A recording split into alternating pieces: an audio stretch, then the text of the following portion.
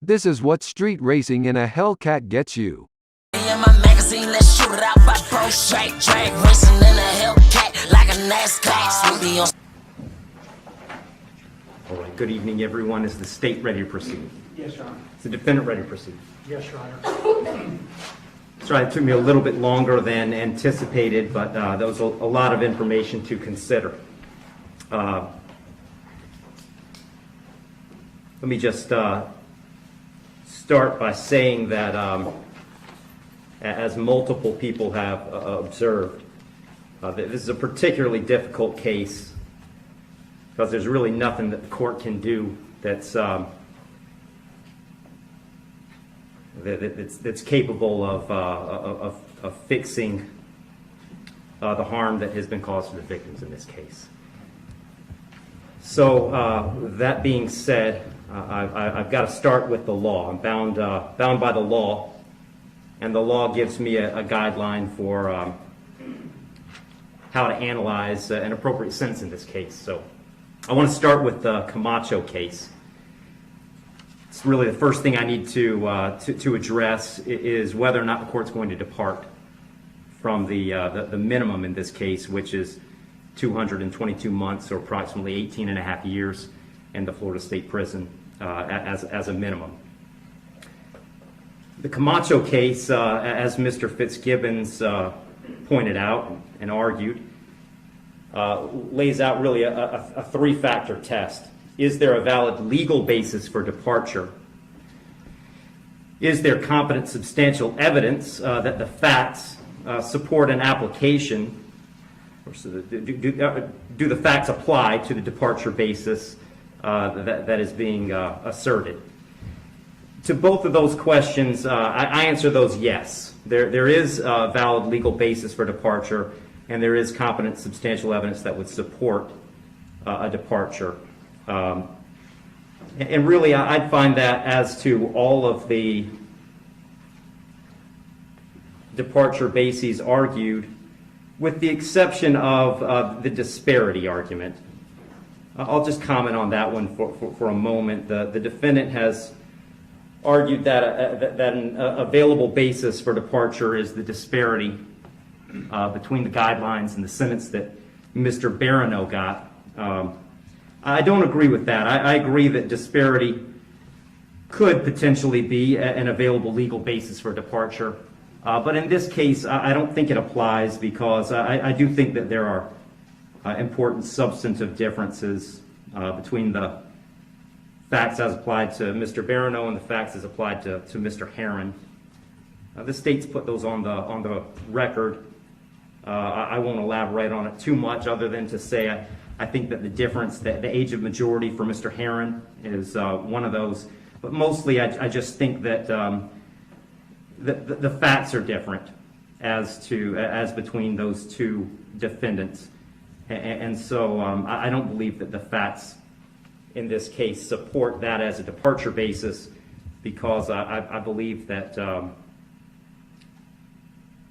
a disparity in sentence between Mr. Barano and Mr. Herron is appropriate in this case. That brings me to the third question of should essentially the third factor under the Camacho case is should the trial court depart? And the court in this case is going to decline to depart. So I'm answering that question in the negative. The trial court in this case is not going to depart.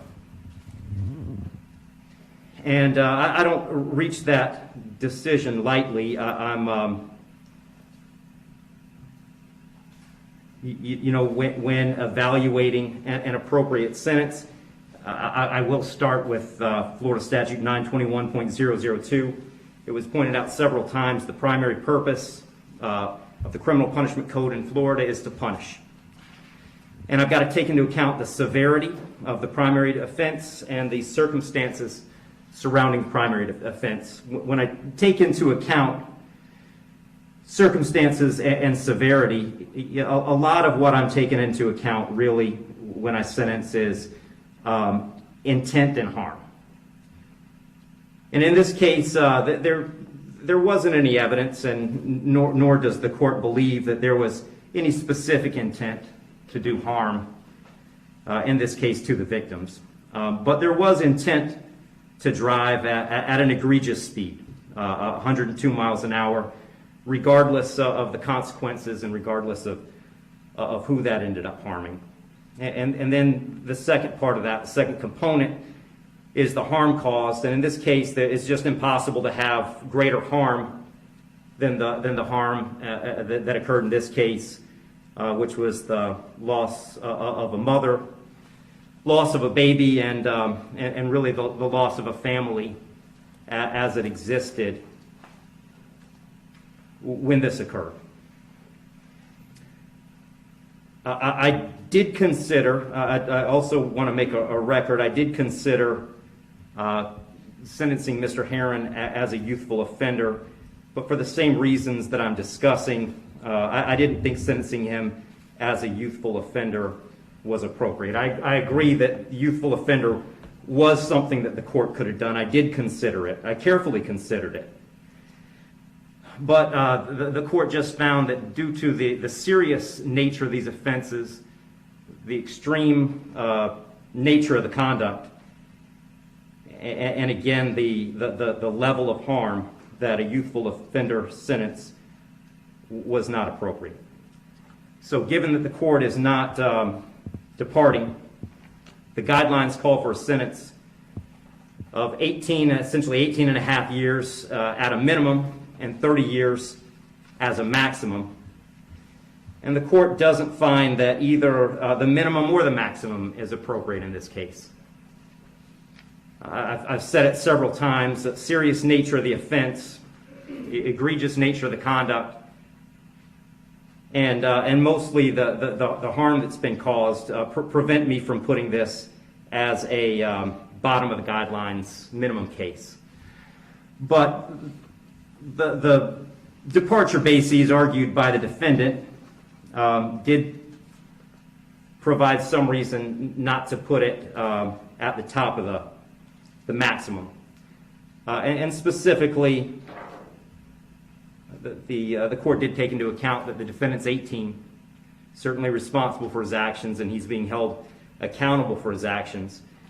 But the age of 18, the court finds, is a mitigating factor and shouldn't put this at a maximum. Also, the complete lack of prior criminal history is something that the court considered as preventing this from being at the top. So having said all that, the court is going really toward the middle between the minimum under the guidelines and the maximum punishment permitted under Florida state law. So on count one, vehicular homicide, the court's going to adjudicate the defendant guilty, sentence him to 9 years in the Florida State Prison. On count two, same charge, court will adjudicate the defendant guilty, sentence him to 15 years Florida State Prison, and that'll run consecutive to count one, for a total 24 years Florida State Prison. Count three is a misdemeanor, unlawful racing on a highway, so the court will adjudicate the defendant guilty, sentence him to time served. Give credit for time served, I believe, 2 days. Court will impose mandatory court costs. Mr. Herron, you have given up the right to appeal the determination of your guilt or innocence. You do have 30 days to appeal the sentence of the court. And I'll direct the bailiffs to take Mr. Herron into custody.